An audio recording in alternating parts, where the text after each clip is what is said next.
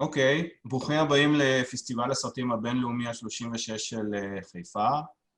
אני ירון שמיר, אני מנהל שותף של הפסטיבל, ואנחנו מאוד מאוד שמחים לארח בשיחה הזאת את בועז יכין, הבמאי של אביבה.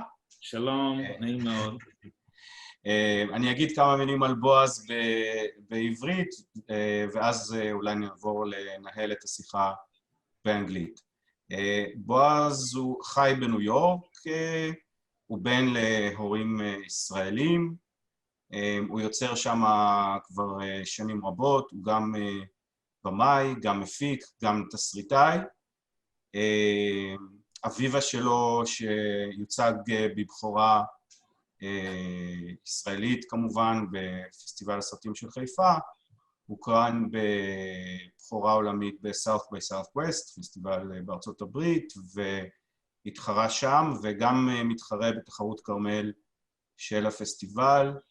בועז מכמה מסרטיו הידועים, כמה נקודות ציון שכדאי לומר בפילמוגרפיה שלו, הוא עשה את פרש כמובן, שזיכה אותו בפרס בימוי בסנדנס, הוא עשה את לזכור את הטיטנים, אשת חיים נמצא, ואנחנו עכשיו מגיעים לשוחח על סרט אחר, אני חושב שזאת המילה להגדיר אותו, ובועז, אתה רוצה לומר כמה מילים לפני שאני אשאל אותך שאלות על הסרט, על הפרויקט?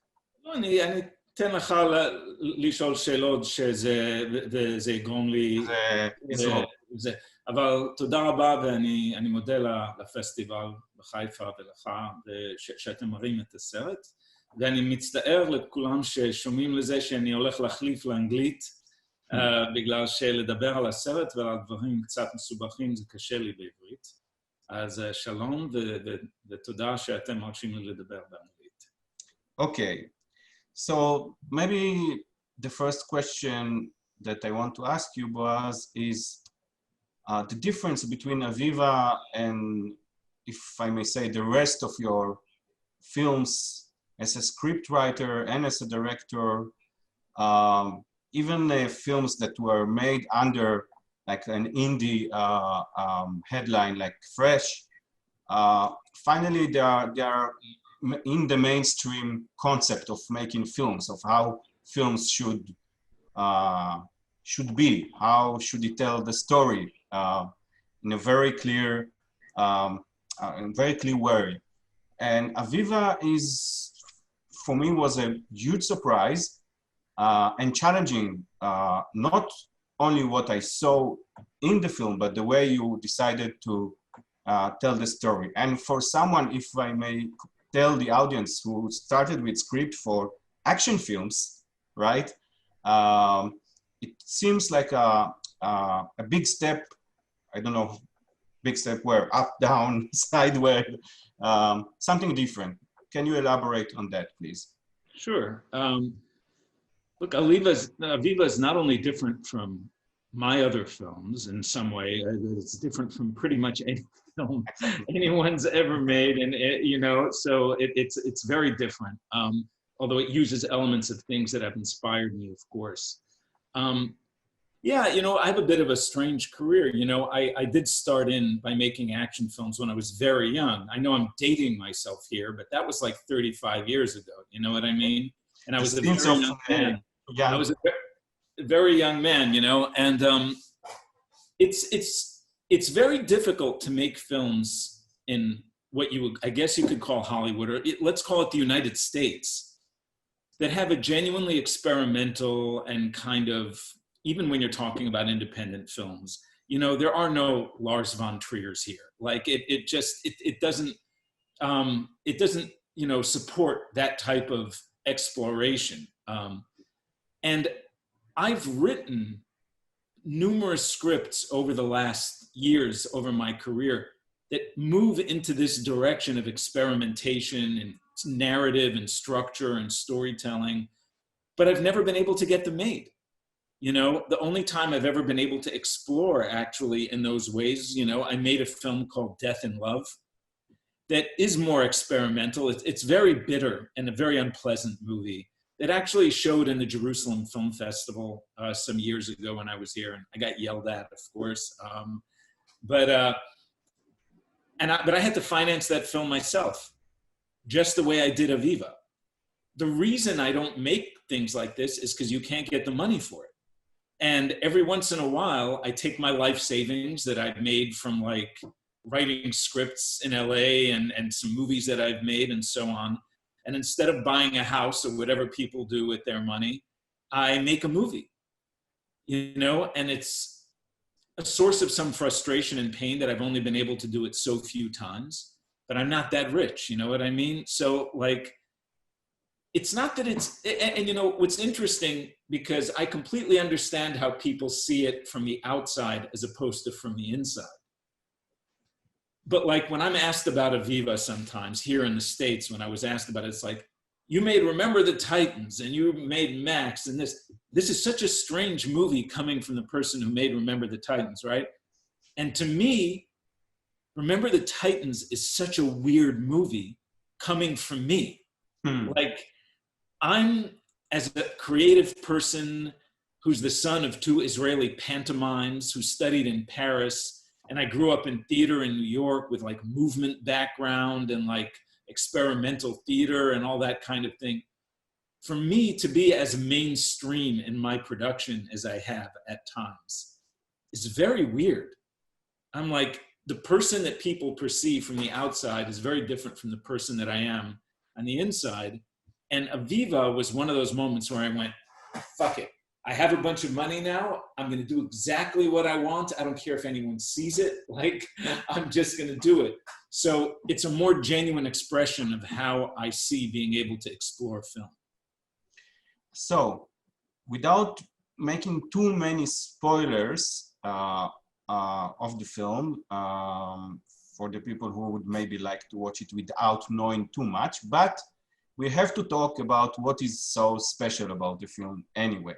Sure. No, I don't want to spoil it. And as long as we tell the ending. Yeah. So, so there is no plot spoilers here because there is no exactly plot in the way people know it. So let's talk about gender fluidity. Yeah. I think when I to give some substance to the audience, you decided to tell a love story, which is maybe also a little bit a musical, between a man and a woman, deciding that the man will be played by a woman and a man alternatively, and so is the woman. And I don't want to add more. Maybe you would like to elaborate, because it's not so simple as it sounds. It gets much more complicated. And while watching it and liking it immensely, in what it did to be intellectually and also what I felt towards it, I remember Almodovar films. And when I talk about Almodovar, I think that maybe the first thing that Almodovar would say, if you watch most of your films, is that there is no such a thing as the complete binary between a male and a female, and there is like a continuity between femininity and masculinity in everyone and each of us. Man and woman have some kind of different combination of masculinity and femininity, and it depends where you are on this line, yes, between the. But when I watched your film, this one, Aviva, I felt you're there, like with Almodovar at one point, but on the other hand, you do present the dichotomy, like the binary source, the yin and yang of everyone and each of us, and there is also war inside between the two. Okay, now it's your stage. It was a long presentation. Sorry. Well, no, but that's absolutely right. And the sort of genesis or the impulse to make the movie was that feeling in myself of having always struggled in my relationships and realizing that the struggle was really very much because I was imbalanced in myself, and that the masculine and feminine balance in me was always at odds and at war with itself, which makes it impossible for you to be with somebody else when you're at war with yourself. And I think that we all have a masculine and a feminine in us, whether we are in a gay relationship or a straight relationship, trans, you can be anything, but everyone's balancing, as you say, the masculine and the feminine. And it's only when you really find that balance and sort of accept it and embrace your own duality in a way that's comfortable in whatever proportions you express them externally, doesn't matter. That's something we all have to deal with. So I wanted to make a movie that dramatized that dichotomy in a very sort of theatrical and in a way theatrical and simple way. And I had some influence from a memory that I had when I saw a Louis Buñuel film that I thought was very interesting way back when I was in college, called That Obscure Object of Desire. Mm-hmm. And what he did in that film was he cast two young women as the same woman. To give you this sense, right, it's about this older guy, Fernando Rey, having a very frustrated and masochistic relationship with this young woman, right? Yes. But he casts two women who are very much the same age, although they don't quite look alike, just to show that you can never quite get your handle on who that person is, right? So he used it for that purpose, and I found it very interesting. But in this case, I wanted to take it even further in a way and say, two actors are going to play the same character. It's not like one of them is an imaginary character. It's not like the man is like, dreaming of the woman. An inner voice. It's not an inner voice. It's just two actors playing a character. And if there's other people in the scenes, they're going to talk to both of them. It's not going to be like, and it's a very theatrical concept. And once I decided to go that theatrical, by the way, I was a little stuck with it because I was like, how am I going to make that work? And I also had been wanting to do a film that had dance in it. I just wanted to make a dance film, not a musical because that implies singing, but a dance film, right? And I was talking to an old dancer friend of mine, and I told him about these two things I wanted to do. And he said, why don't you make that the dance movie? And when a light bulb just goes off over your head, and it just opened the door to me to say, you know what, this movie, I'm going to do anything that comes to my mind to express what I want to express about this idea. 2 characters, 4 characters, 3 characters, jumping backward and forward, and but ultimately the story, because I was going to do this very complicated thing, the story is quite straightforward. I mean, it's just a love story between 2 people that doesn't go right. A romantic comedy. But it's sad. It doesn't go right. And they end up as friends or whatever. Yeah. But it's the way that I'm approaching it that makes it, I guess, different and to me, interesting. I think that, I was thinking about it during watching the film and also after that. I was very curious to ask you if you can envision the future, if you could predict it or even a little bit direct the future. Would you like that people would not have this binary? I mean, the they thing is becoming more and more popular today from people that they don't want to be treated as a man and a woman. Would you think that in the future, for instance, there is a very famous film by Ursula Le Guin, the writer, the Norwegian writer, that happens in a distant star, and in that star there is no man or woman. There is only one kind of humans that every 6 months their sex changes. So there are 6 months feminine and 6 months man. And of course, this completely changed the structure of society. Would you like, as a person, as a director, as an artist, that these boundaries would be maybe more fluid, really in real life, or not just in film?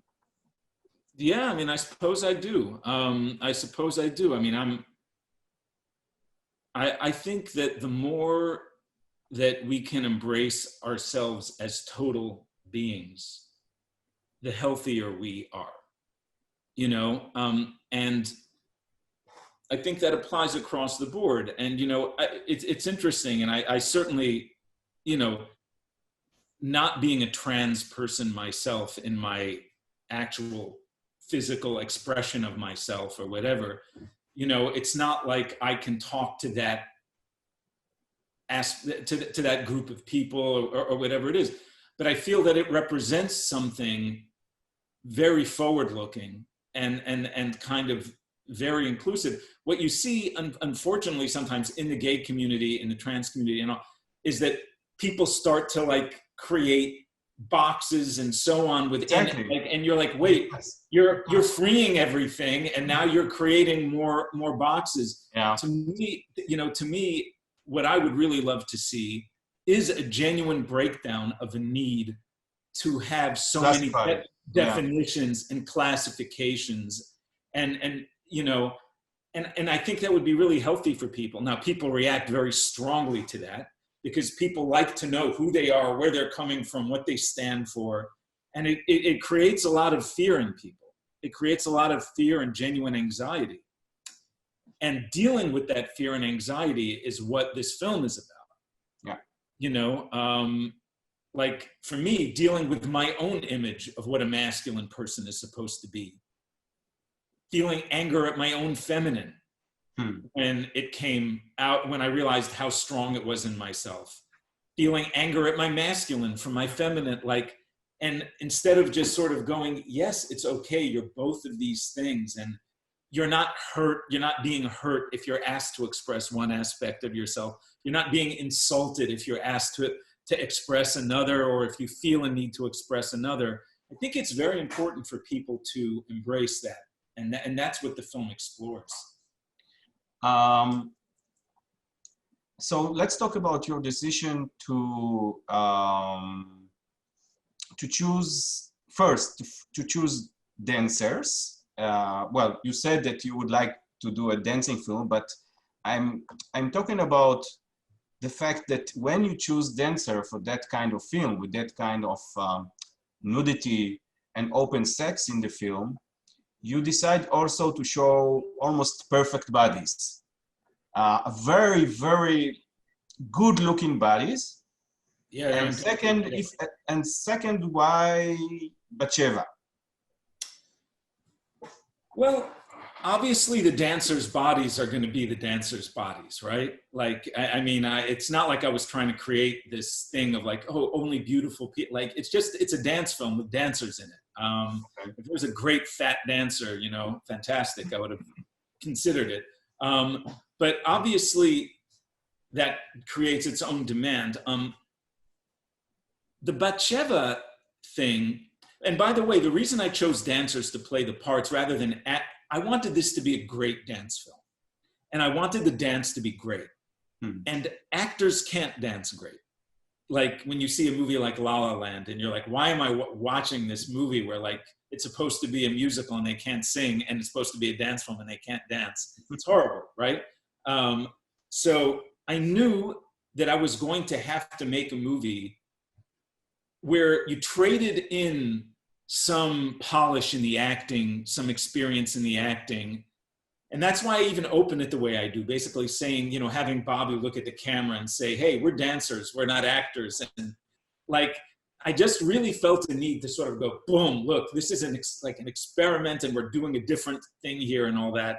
The fact was that these dancers ended up finding some emotional places in a kind of a raw emotional space that a lot of actors won't approach, especially in the United States, where actors are so self-conscious about their image and so on.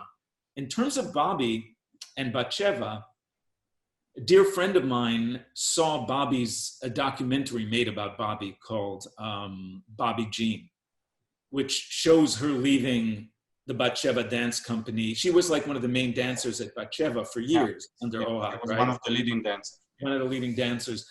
And I watched, I didn't even see the film. I just saw the trailer for Bobby Jean. And I could see that her exploration of sexuality, of physicality, of being completely emotionally present in dance. And that's what really separates Bobby from most other dancers, even from the other dancers in Ohad's company, is for Bobby, anyway, so I contacted Bobby before I even finished writing the script. And I was like, I'm making this movie. When I'm finished, please, will you read it, and we met. And I knew after meeting with her, like, I kind of couldn't make the movie without her. Like, it was just one of those things. And when I finished it, she read it and she loved it and she came on board. And she's the one, because of her background, who brought, Or Schreiber, who's now her husband, to play, and Zina Zinchenko, who was the other. I think Ohad hated this movie for a minute because all of his company was coming over and leaving Israel and making Aviva. But then a lot of the other dancers in New York that Bobby had worked with and so on came from her work and her connection. So the movie it's like very much became as much Bobby's movie as mine in terms of what you see and how it's presented. But yeah, the Batsheva thing was an accident because of Bobby's, in the sense that I had no idea what I was looking for. And when I met Bobby, I realized that's what I'm looking for. And I was so lucky to get her. Okay. I thought that there is another binary or dichotomy that is being treated in the film, and that is the one between New York and Los Angeles. I almost thought the West Coast and the East Coast. I almost thought about the Annie Hall by Woody Allen, in that sense that that New York represents something and Los Angeles represents something completely different. I mean, the experience the guy goes to, and the woman who represents LA is not like Aviva in many ways. So do you feel like that about West Coast, East Coast in the United States?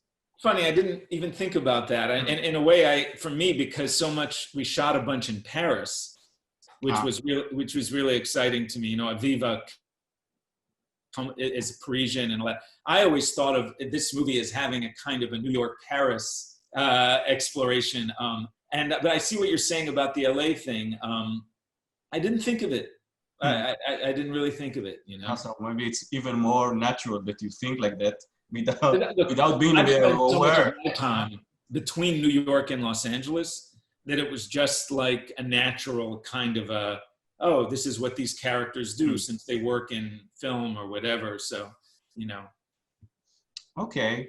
So for me, I think if I can address the audience now, I think that Aviva is a challenge. Is a challenge watching, is a challenge with yourself. It's something I think that opens your mind, opens perspective, and I hope that that you remember that when we start talking, we talked about the problems of getting money for projects that are less mainstream project.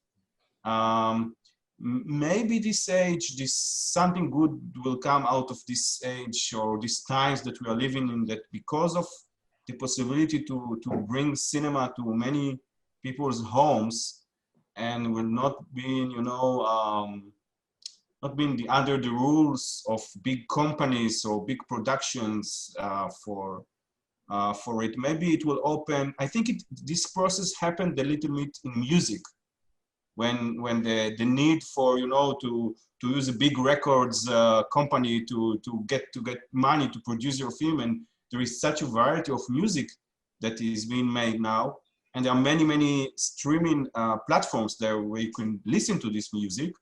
Maybe it's something that will happen with films itself, and then we can enjoy more films like that. I hope so. Yeah. I mean, the difference between music and films, obviously it doesn't take a lot to produce music in terms of money, and even low budget films are extremely expensive. Yeah, it's true. So there is a difference, of course. yeah, so that's always the challenge. But maybe there will be more places that you could show these films, and then. I hope so. Okay, so Boaz, thank you very much for joining us. Thank you for letting us present your wonderful film in the festival. Thank you for presenting it. I'm very grateful. And first, keep safe. Thank you. In New York, and we will try to keep safe in Israel. And all the best. Thank you. תודה רבה. תודה. להתראות.